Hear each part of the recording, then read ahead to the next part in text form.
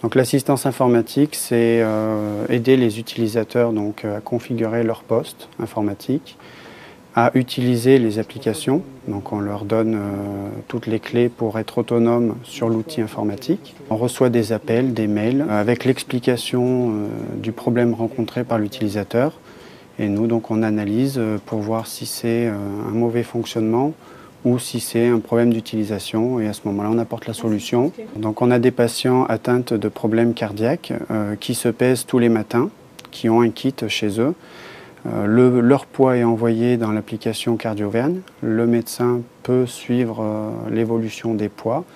Donc on paramètre les différents matériels, on les installe, on les configure pour être compatibles avec nos applications. On apprend aussi aux utilisateurs à bien développer leurs demandes pour qu'on ait vraiment tous les éléments qui nous permettent de les aider.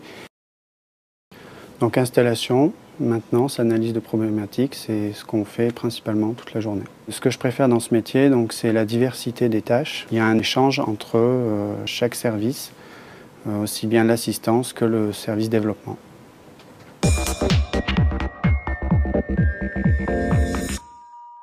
La promotion interne est quelque chose d'extrêmement important. Les affaires se multipliant et les problématiques vis-à-vis de nos clients étant très importantes, à la fois on peut passer par de la spécialisation et de l'expertise sur certains postes, et par contre sur certains autres postes, la nécessité de polyvalence. Donc ça se traduit par des trajectoires qui sont offertes à nos jeunes, qui peuvent être très, très diverses et très personnalisées. Notre métier contribue au développement durable et évite donc le papier pour la télémédecine, le tiers payant, etc. Ça évite aussi les déplacements parce que pour l'exemple de CardioVergne, les patients évitent de se déplacer à l'hôpital.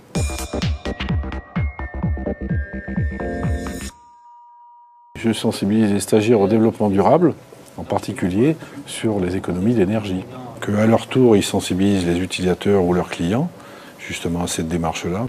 Pensez à me faire des mises en veille au bout de 5 minutes, etc., pour que les gens laissent pas les écrans allumés pendant des heures et des heures, etc.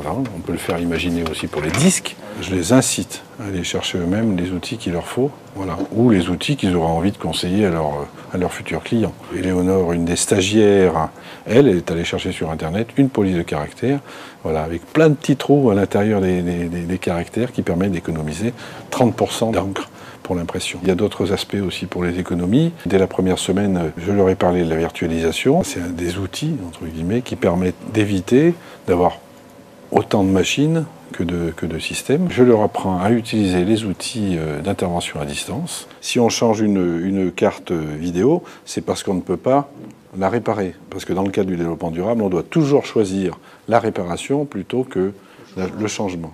Être acteur du développement durable pour un technicien, une technicienne d'assistance en informatique, c'est, pour la dimension environnementale, utiliser et promouvoir les techniques de communication à distance pour réduire les déplacements. C'est allonger le délai de renouvellement des postes de travail en réalisant des maintenances préventives. Pour la dimension économique, c'est réduire la consommation d'énergie des équipements informatiques en préconisant la virtualisation.